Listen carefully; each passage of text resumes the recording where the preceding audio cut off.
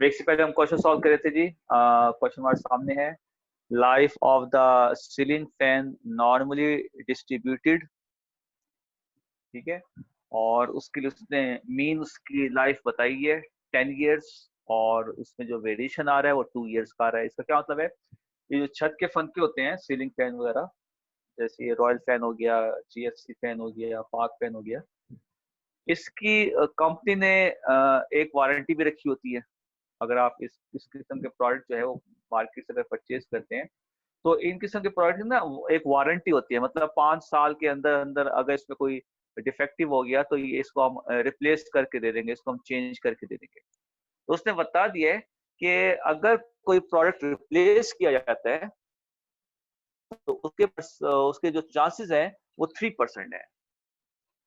अच्छा, रिप्लेस कब होगा? कोई भी प्रोडक्ट रिप्लेस कब होगा? जब वो वारंटी के अंदर होगा। जब वो वारंटी के अंडर होगा तब वो रिप्लेस होगा। अब अगर एक प्रोडक्ट की वारंटी है 5 years और वो अपने 5 years कंप्लीट कर लेते हैं, उसमें कोई डिफेक्ट नहीं होता, मतलब वो सही चलता रहता है पंखा, तो 5 साल के बाद तो वो चेंज होगा ना, उसको रिप्लेस नहीं करेंगे क्योंकि उसकी वारंटी गुजर गई। रिप्लेस कब होगा? जब 5 years के अंदर अंदर, 5 साल के अंदर अंदर उसको आप रिप्लेस कर सकते हैं, अगर वो 5 साल उसकी वारंटी है। अगर 10 साल वारंटी है तो आप उस प्रोडक्ट को 10 years के अंदर अंदर उस प्रोडक्ट को रिप्लेस कर सकते हैं, अगर उसमें कोई नुक्स आ जाए, अगर वो खराब हो जाए। और अगर उसके 10 साल कंप्लीट हो जाते हैं और वो 11th ईयर में चला जाता है, तो फिर वो अगर उसमें कोई डिफेक्ट आ जाता है तो फिर वो रिप्लेस क्यों होगा? क्योंकि अब उसकी वारंटी खत्म हो गई। तो इस क्वेश्चन से ये कहा है कि एक सीलिंग फैन है, उनकी जो एवरेज लाइफ है वो 10 years है, एवरेज लाइफ। और उसमें 2 years का वेरिएशन है, मतलब एक प्रोडक्ट अगर 10 साल से ऊपर जाएगा तो 12 साल तक जा सकते हैं, और अगर उससे कम में होगा तो 8 साल में, मतलब 2 years उसके ज्यादा भी हो सकते हैं, कम भी हो सकते हैं। If the manufacturer decide to replace 3% of fan, अब मैनेजमेंट जो मैन्युफैक्चरिंग की है वो ये चाह रही है कि हम अपने प्रोडक्ट को रिप्लेस करें। इसके चांसेस उन्होंने 3% आपको बता दिए कि 3% चांसेस हैं कि हम अपने प्रोडक्ट को रिप्लेस करें। इसका क्या मतलब है? उनके प्रोडक्ट बहुत अच्छे हैं। 3% तो ना होने के बराबर हो गया ना। तो उनके प्रोडक्ट बहुत अच्छे हैं, 3% उन्होंने प्रायोरिटी रखी है कि हम बहुत कम ऐसे चांसेस हैं कि कोई प्रोडक्ट उनका खराब हो जाए अंडर वारंटी और वो उसको रिप्लेस। आपसे वो उसकी लॉन्ग टर्म, मतलब उसकी एज पूछ रहा है, उस गारंटी के टोटल टाइम पीरियड पूछ रहा है जिसके अंदर अंदर उस प्रोडक्ट को रिप्लेस कर सकते हैं। उसने क्या कहा है? How long are guarantee should be offer, मतलब कितने साल तक हम उस प्रोडक्ट की गारंटी दें, कितने साल तक हम उसके प्रोडक्ट की गारंटी ऑफर करें कि हम अपने प्रोडक्ट को इतने परसेंट रिप्लेस करें। जैसे मैंने आपको बताया था परसेंटेज वाली है ना, तो ये प्रोबेबिलिटी है। इस क्वेश्चन के अंदर आपको प्रोबेबिलिटी गिवन है। क्वेश्चन के अंदर आपको प्रोबेबिलिटी गिवन है, और आपने इस क्वेश्चन के अंदर जिस पॉइंट के ऊपर ये प्रोबेबिलिटी आ रही है वो पॉइंट बताना है कौन से। जैसे आज हमने जो शुरू के क्वेश्चन किए थे, आज की क्लास में हमने जो शुरू के क्वेश्चन किए थे, उसमें हमारे पास क्या था? एरिया गिवन था, हमने उस एरिया पे पॉइंट कंप्यूट किया था। तो सेम ये वही क्वेश्चन है हमारे पास। एरिया एरिया मतलब प्रोबेबिलिटी हो गया ना। एरिया गिवन है, हमने इस एरिया के ऊपर पॉइंट है डिफाइन कर, और वही बेसिकली हमारा जो है वो long guarantee should be offered, हमारा वही आंसर होगा। तो किस पॉइंट पे हम जो है वारंटी शो कर सकते हैं, वो पॉइंट क्या होगा, नंबर ऑफ ईयर्स क्या होगा, 3 साल, 4 साल, 5 साल, कितने साल तक हम उस प्रोडक्ट की वारंटी दें कि हम अगर वो प्रोडक्ट खराब हो जाए तो 3% चांसेस हो कि हम उसको रिप्लेस कर सकते। तो उसने वो आपसे टाइम पीरियड पूछा है कि जिस टाइम के अंदर हम उस प्रोडक्ट की वारंटी को ऑफर कर सकें।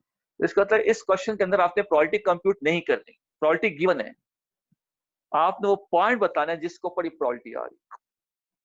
तो फर्स्ट ऑफ ऑल हम ये देखते हैं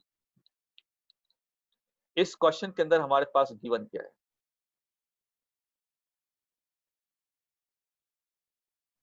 गिवन है हमारे पास म्यू 10 years, गिवन है हमारे पास सिग्मा 2 years, और गिवन है हमारे पास probability of x less than equal to x1 that is equal to.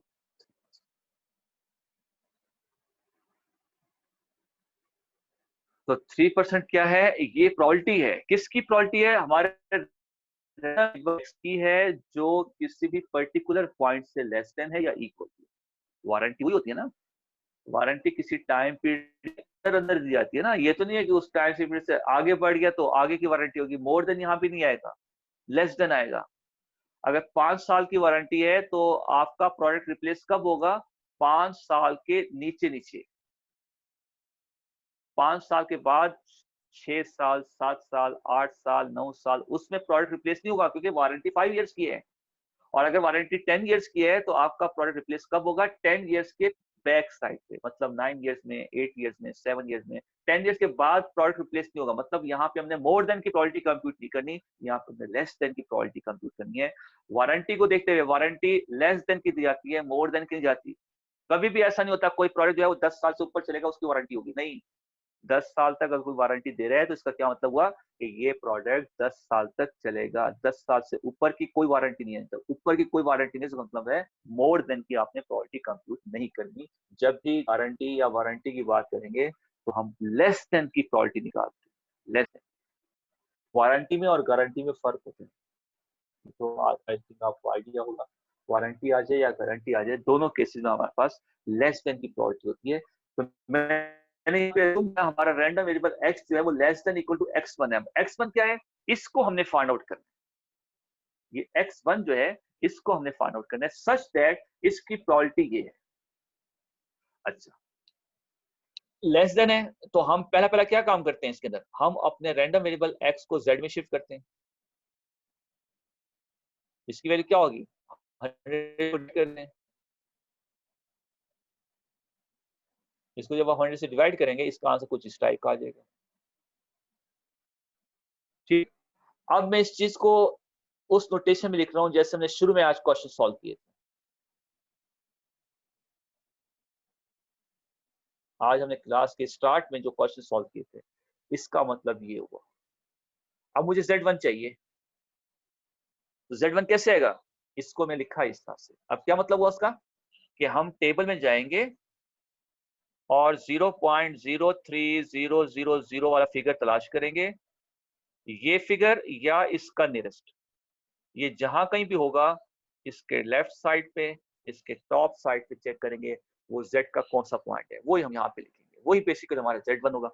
फिर हम अपने Z1 को X में शिफ्ट करेंगे। वो कैसे शिफ्ट करेंगे वो फिर हम बाद में देखते हैं। तो पहले हम इस पे Z का पॉइंट निकालते हैं। तो टेबल जो है हम इसको देखते हैं, इसको 0.03 ये यहाँ पे हमारे पास पड़ा हुआ है। 0.2 आ गया, 0.3 आ गया, 0.03 आ गया, 0.03 आ गया, 0.03 0.03074 03 क्यों, इसके आगे देखो 0.03005 भी आ रहे हैं। यस सर, ये लिस्ट है सर। और इससे आगे हम देखते हैं तो 0.0303 नहीं, 0.03005 ये इसका नियरेस्ट है। और ये पॉइंट आ रहा है -1.8 के सामने और 8 के नीचे, -1.8 के सामने 8 के नीचे।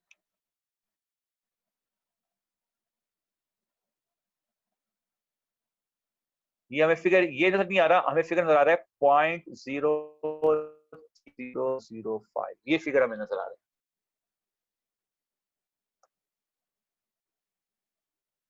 तो ये इसका नियरेस्ट हो गया। ठीक है, तो 0.03005 हमारा -1.8 के सामने और 8 के नीचे आ रहा है। तो हमारा Z1 जो है, दिस इंप्लाइज हमारा Z1 जो है वो ये आ गया।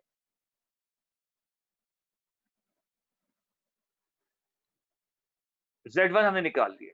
अब हमने Z1 को X1 में शिफ्ट करना है। फार्मूला हमारा वही है,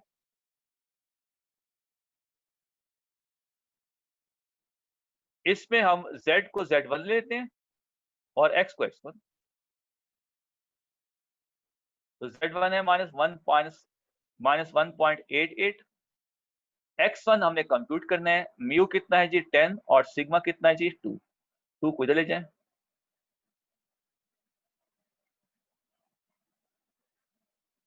10 को इधर ले आए।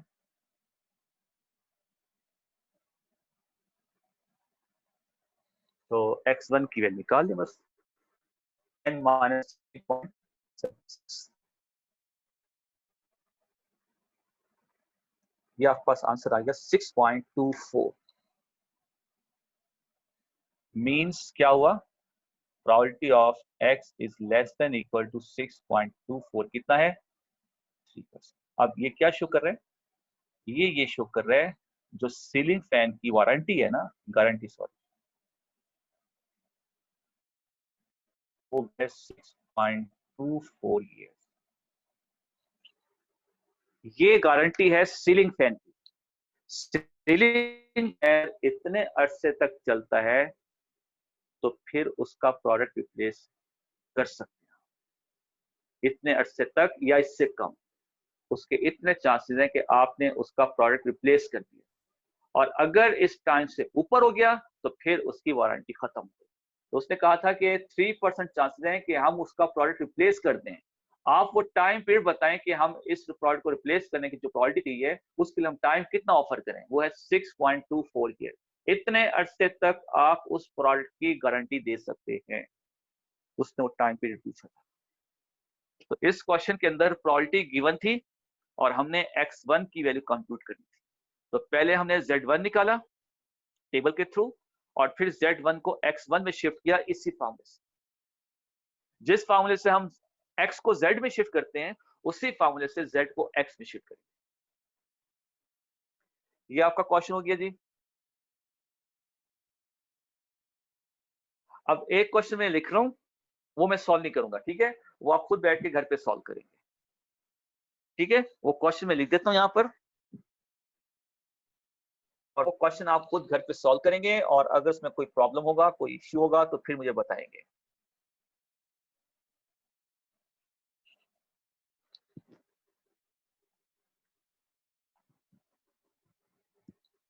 Marks obtained by the students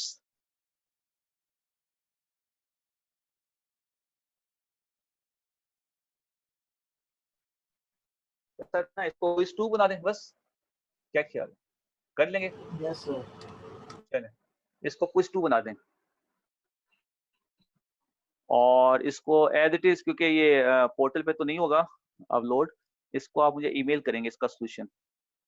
question मैं पोर्टल पे अपलोड कर दूंगा, ठीक है, और इस क्वेश्चन को सॉल्व करके आपने कल की डेट के अंदर अंदर मुझे ईमेल करना है, कल की डेट बस, इससे ज्यादा नहीं, कल रात 12 बजे से पहले। Marks obtain by the student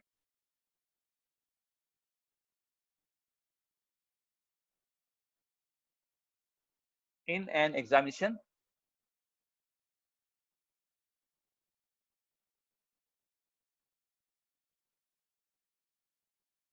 follow a normal distribution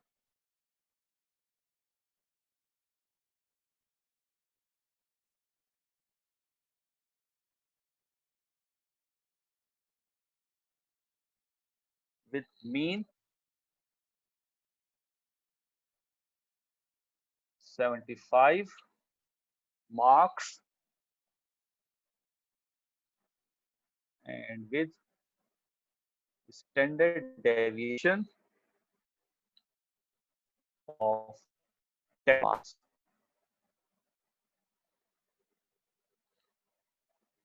If top 10% of students are to receive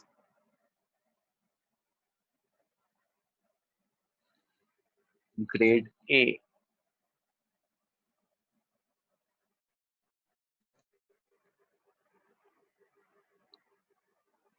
and below percent of students up to 20% are to receive grade B. What are the minimum marks of obtaining grade A and obtaining grade B हो जाएगा। Sir ये इसी तरह से होगा ना, इसका graph में दो साइड पे बिल्कुल इसी तरह से होगा। इसमें देख लो परसेंटेज गिवन है। परसेंटेज मतलब मैंने आपको बताया है प्रोबेबिलिटीज होती हैं। इस क्वेश्चन में प्रोबेबिलिटीज गिवन है, प्रोबेबिलिटीज कंप्यूट नहीं करनी, ठीक है। हमने वो पॉइंट बताना है जिसके ऊपर ये प्रोबेबिलिटीज आ रही हैं और एक्स का पॉइंट बताना है, ठीक है। पहले हम इन पॉइंट्स को डेसिमल में लिखेंगे, इनको जेड टेबल के अंदर देखेंगे, जेड टेबल के अंदर जाकर इनके ऊपर जेड की वैल्यू उठाएंगे और फिर जेड की वैल्यू उठाकर उसको फॉर्मूले के रिस्पेक्ट से एक्स में शिफ्ट करेंगे। जी सर मतलब यही ना, इनको परसेंटेज से कन्वर्ट करके नॉर्मल में लेकर आएंगे, फिर वो जेड टेबल से देखकर उसमें फिर जो वैल्यूज हैं उसके बाद करेंगे सॉल्व, जैसे भी अभी क्वेश्चन सॉल्व किया। जी बिल्कुल ऐसे, ठीक है। कोशिश करना आपका काम है, चेक करना मेरा काम है। कोशिश कोशिश नजर आनी चाहिए, चेक करना मेरा काम है। चेक में अगर कोई मिस्टेक भी हो गई उसको हम बाद में देखेंगे, बट कोशिश इतना मुश्किल नहीं है। कंसेप्ट आपके क्लियर हैं तो एक क्वेश्चन सॉल्व हो जाएगा। अगर कंसेप्ट आपके वीक हैं तो फिर हो सकता है इस क्वेश्चन में आपका हाथ रुक जाए। सर दो आंसर्स होंगे ना? कोशिश कीजिएगा। जी दो आंसर पूछे हैं। एक 10% पे ग्रेड ए रिसीव करने के मिनिमम मार्क्स और ग्रेड बी रिसीव करने के मिनिमम मार्क्स पूछे से मैंने। और कल रात 12 बजे से पहले आप मुझे इसका सॉल्यूशन ईमेल करेंगे, ठीक है जी। ये आपका क्विज 2 हो गया। इसका मैं स्क्रीनशॉट भी आपको ग्रुप में सेंड कर दूंगा और इसको जो है पोर्टल पे मैं लोड भी कर दूंगा।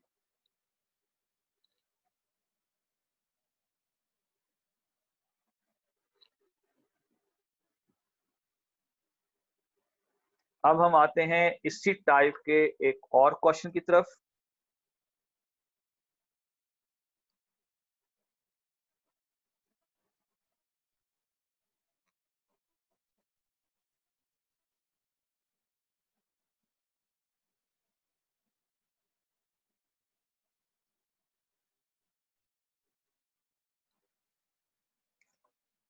The mean height of men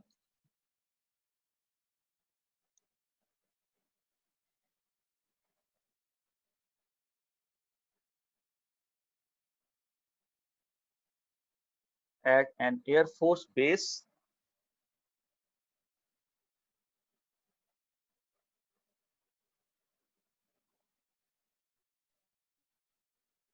is 69 inch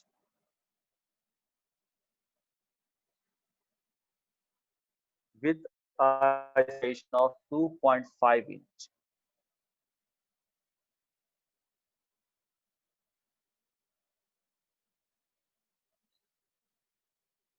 What is the probability that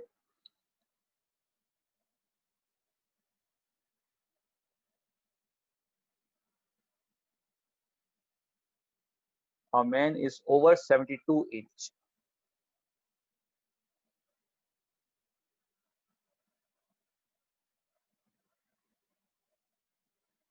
और इसका B part, what is the maximum height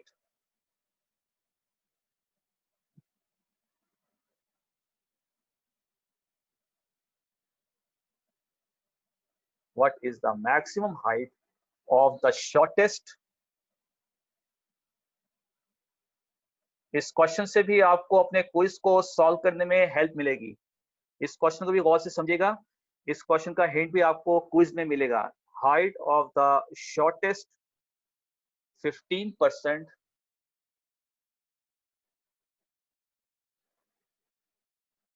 of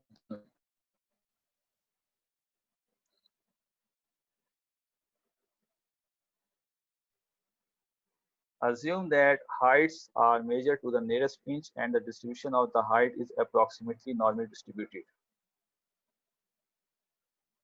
If the Air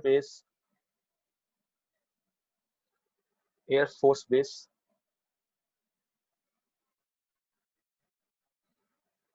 has 300 men,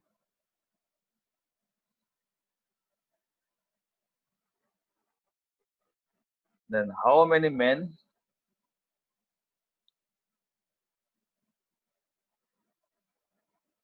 many men are expected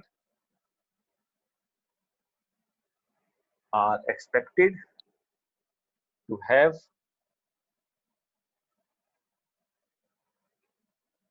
a height of 72 inch in part A। ये question हमारा जी। Question में एक आ गया है कि air force base में जो फोर्स के जो मैन होते हैं उनकी एवरेज हाइट है 79 इंच। ये उनकी एवरेज हाइट है, मीन को एवरेज कहते हैं ना। 79 उनकी एवरेज हाइट है और 2.5 इंच 69 ये एवरेज हाइट है। 69 हाँ 69 है। 69 एवरेज हाइट है। एयरफोर्स में जो मैन होते हैं, जो एयरफोर्स के बंदे होते हैं, की एवरेज हाइट 69 है, मीन को एवरेज कहते हैं। और उसमें 2.5 का वेरिएशन है, मतलब अगर उसकी हाइट 69 से अबव हो जाती है तो इतनी अबव हो सकती है, इतनी बिलो हो सकती है। आपने प्रोबेबिलिटी कंप्यूट करनी है कि बेस के अंदर से कोई पर्सन सिलेक्ट करें और वो इतनी इंच का हो, उसकी हाइट इतनी इंच हो, इसकी क्या चांस है, इसकी प्रोबेबिलिटी कंप्यूट करनी है। उस बेस के अंदर से हम कोई एक ऐसा रैंडमली पर्सन सिलेक्ट करें जिसकी हाइट है वो 72 इंच हो, ओवर मतलब उससे ओवर हो, उससे ज्यादा हो, इसके कितने चांसेस, इसकी प्रोबेबिलिटी निकालनी है। फिर बीमस ने कहा है कि हमने एक ऐसा रैंडमली फोर्स के अंदर से रैंडमली एक ऐसा पर्सन सिलेक्ट कर लिया है जिसकी प्रोबेबिलिटी 15% है।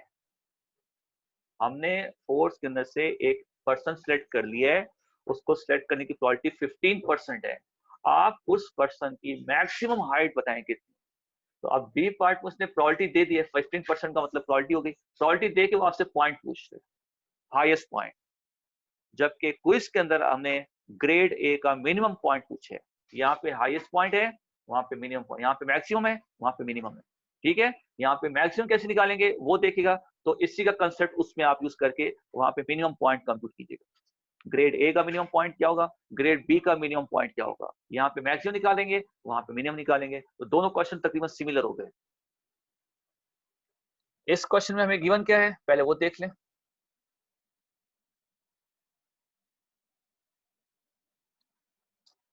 मीन हाइट कितनी है 69 इंच और उसमें वेरिएशन कितना आ रहा है 2.5 इंच का। और हमने पार्ट ए के अंदर प्रोबेबिलिटी कंप्यूट करनी है कि एक पर्सन हम रैंडमली सिलेक्ट कर रहे हैं, उसकी हाइट 72 से अबव है। तो हम पहले क्या काम करेंगे, इसको जेड में शिफ्ट करेंगे। कैसे शिफ्ट करेंगे जी, इस फॉर्मूले से x minus mu upon sigma. इसमें वैल्यूज पुट करते हैं, x की जगह 72, म्यू की जगह 69 और सिग्मा की जगह 2.5। यहां से z की वैल्यू निकाल लें। 72 माइनस 69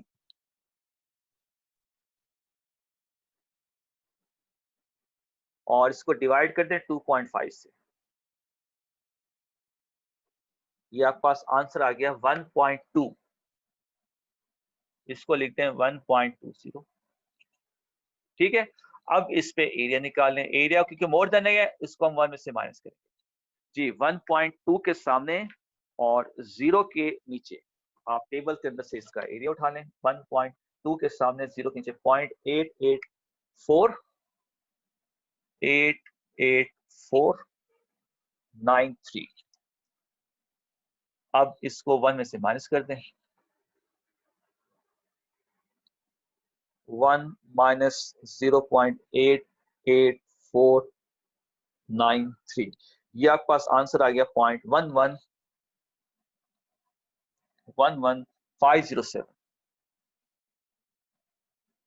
इसका मतलब क्या हुआ, 11.5% चांसेस हैं कि आप एयरफोर्स बेस में से कोई ऐसा पर्सन सिलेक्ट करें जिसका हाइट जो है 72 इंच से अबव हो।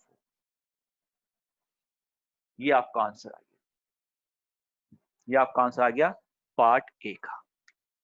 इतने परसेंट चांसेस हैं कि आप बेस में से कोई पर्सन सिलेक्ट करें और उसकी हाइट इससे अबव आ जाए। अब हम आते हैं बी की तरफ।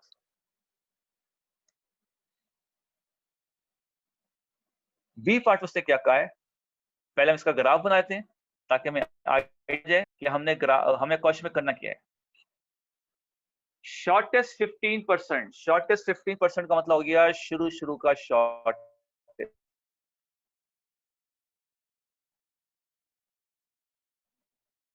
शॉर्टेस्ट 15%, शॉर्टेस्ट 15% का मतलब हो गया 15% आपका शुरू से, स्टार्ट से। अच्छा, अगर सपोज मैं 15% को यहां ले लेता हूं, सपोज राइट साइड पे, that is not a shortest, that is maximum। ये मैक्सिमम साइड है, अगर हम इस साइड से आते हैं ना तो ये मैक्सिमम हमें मिलेगा। लेफ्ट से राइट साइड पे जाना है, शॉर्टेस्ट मतलब कम से कम 15% है। अगर ये 15% आपने यहाँ पे शो कर दिया तो फिर ये कम से कम नहीं है, ये फिर मैक्सिमम हो जाएगा। अच्छा, हमने मैक्सिमम हाइट कंप्यूट करना है। अब देखें इसके अंदर ये मिनिमम पॉइंट है, ये मैक्सिमम पॉइंट, इसके अंदर ये मिनिमम पॉइंट है और ये मैक्सिमम पॉइंट है। अब देखिए मैक्सिमम पॉइंट अगर यहां पर आ रहा है तो ये 15% का मिनिमम होगा, ये 15% का मैक्सिमम नहीं है। उसने 15% का मैक्सिमम पूछा है तो 15% लेफ्ट साइड पे आएगा, राइट साइड पे नहीं आएगा। उसने कहा ना कि maximum height of the shortest 15, अगर मैं 15% को यहां पे लेता हूं तो that is not a maximum point, that is minimum and that is maximum. तो अगर हम इस पॉइंट को फाइंड आउट करेंगे वो तो मिनिमम आएगा, वो तो मैक्सिमम नहीं होगा। और अगर हम इस पॉइंट के अंदर ये मैक्सिमम फाइंड आउट करेंगे 15% का, तो ये हमारा क्वेश्चन जो है इस तरह से वेरीफाई हो रहा है। यहाँ पे हमारा क्वेश्चन वेरीफाइड हो रहा है। 15% आपका एरिया लेफ्ट साइड पे आएगा, राइट साइड पे नहीं आएगा। क्योंकि लेफ्ट साइड पे आएगा तो आपने उसकी मैक्सिमम वैल्यू बतानी है ना। अब आपका जो क्विज है ना वो बिल्कुल इसके ऑपोजिट है। अब आपने इसको देखकर अपने क्विज को सॉल्व करना है। इसमें मैक्सिमम निकालना था, उसमें मिनिमम निकालना है, और उसमें टॉप 10% दिया हुआ है, इसमें शॉर्टेस्ट 15% था। तो ये पॉइंट अब आपने क्विज में देखना है कि अगर शॉर्टेस्ट 15% है तो मैंने उसको लेफ्ट साइड पे लिया है, टॉप 10% होगा तो वो कहां पे आएगा। फिर इसमें मुझे मैक्सिमम पॉइंट निकालने तो मैं यहां पे आ गया, उसमें मुझे मिनिमम पॉइंट निकालने तो वो कहां पे आएगा। मैंने दोनों का हिंट दे दिया आपको। अब समझदार को इशारा काफी है, ठीक है, इतना हिंट बहुत है। अब आप माशाल्लाह हैं, काफी इंटेलिजेंट हैं, आप इस क्वेश्चन को सॉल्व कर सकते हैं, कोशिश करें, हो जाएगा इंशाल्लाह। ओके जी, अब मुझे क्या करना है, मुझे इस पॉइंट को बताना है। ये पॉइंट क्या है, मुझे यहाँ पे एक्स की वैल्यू बतानी है। पहले मैं यहाँ पे जेड निकालूंगा, फिर जेड को एक्स में शिफ्ट करूंगा। तो जेड कैसे निकालेंगे, 15%। 15% कितना होता है, हाँ, इसको 100 से डिवाइड कर दें, 0.1500। इस पे पहले जेड का पॉइंट निकाल दें, 0.15000। इसको देखें एरियाज के अंदर, एरियाज के अंदर देखें इसको, 0.1515 मुझे नजर आ गया, 0.1515 यही नियरेस्ट लग रहा है। 0.1515 माइनस 1.0 के सामने 3 के नीचे,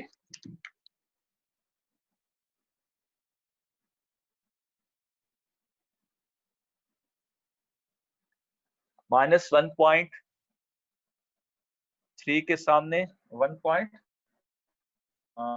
माइनस 1.0, सॉरी 1.0 के सामने और 3 के नीचे मुझे एरिया मिल रहा है 0.15151। मुझे ये एरिया मिल रहा है इस पॉइंट पे, जबकि मुझे चाहिए ये वाला एरिया। तो ये इसका नियरेस्ट है, बाकी फिगर इससे अबव है, ठीक है, यही मुझे नियरेस्ट लग रहा है। तो z आ गया आपके पास। अब मुझे इसको x में शिफ्ट करना है। -1.03 is equal to x minus mu कितना है जी, 69। सिग्मा कितना है जी, 2.5। तो 2.5 को इधर ले जाए, इससे मल्टीप्लाई हो जाएगा। इसको 2.5 को मल्टीप्लाई कर दें इसके साथ, 1.03 इंटू 2.5 ये आ गया आपके पास 2.575। ये 69 इधर आ जाएगा, प्लस हो जाएगा।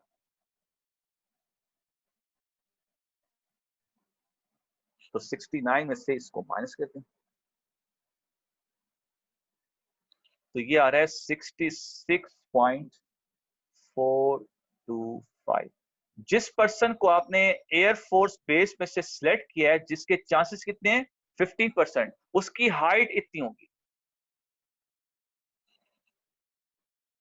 जिस पर्सन को बेस में से आपने सिलेक्ट किया है, इसकी सिलेक्ट करने की 15% है, उसकी हाइट इतनी होगी मैक्सिमम। तो ये उसने प्रोबेबिलिटी की पार्ट बी में। हमारा टाइम जो है ब्रेक का करीब आ रहा है, ठीक है, तो फिर हम एज इट इज वापस आ जाएंगे एक ब्रेक लेकर जब हम डिस्कनेक्ट हो जाएंगे। तो ये आपका पार्ट ए और पार्ट बी हो गया। पार्ट बी का बिल्कुल ऑपोजिट है आपका क्विज नंबर 2। कैसे ऑपोजिट है ये मैंने हिंट्स आपको दे दिया सारा, अब आप उसको सॉल्व करके मुझे बताना है कि उसको आप कैसे सॉल्व करें। अब हम आते हैं इसके नेक्स्ट पार्ट की तरफ, मतलब इसको सी कहते हैं, आप इसको सी पार्ट कहते हैं बेशक। अब उसने कहा कि अगर एयरफोर्स बेस में 300 टोटल मैन हो, तो उसमें हम कितने मैन एक्सपेक्ट करेंगे जिनकी हाइट जो है वो 72 इंच से अबव हो। ठीक है, उनकी हाइट 72 इंच से अबव हो। ऐसे पार्ट ए में वो कितने पर्सन होंगे 300 में से। तो हमने पार्ट ए में 72 से अबव की प्रोबेबिलिटी कंप्यूट की हुई है। ये देखिए, ये प्रोबेबिलिटी है। अब मुझे 300 में से ऐसे पर्सन बताने हैं जिनकी हाइट 72 इंच से अबव है। मैं सिंपल क्या करूंगा, 300 को प्रोबेबिलिटी के साथ मल्टीप्लाई, 300 को प्रोबेबिलिटी के साथ करूंगा, मेरे पास ऐसे पर्सन्स की तादाद आ जाएगी जिनकी हाइट 72 इंच से अबव है। जी, वो कितना हो जाएगा, 300 मल्टीप्लाई बाय 11.5%। ये कितना हो रहा था, 0.11, 0.1150 ये आपके पास आ गया 34.52। ये total men over 72 inches, that is equal to 300 into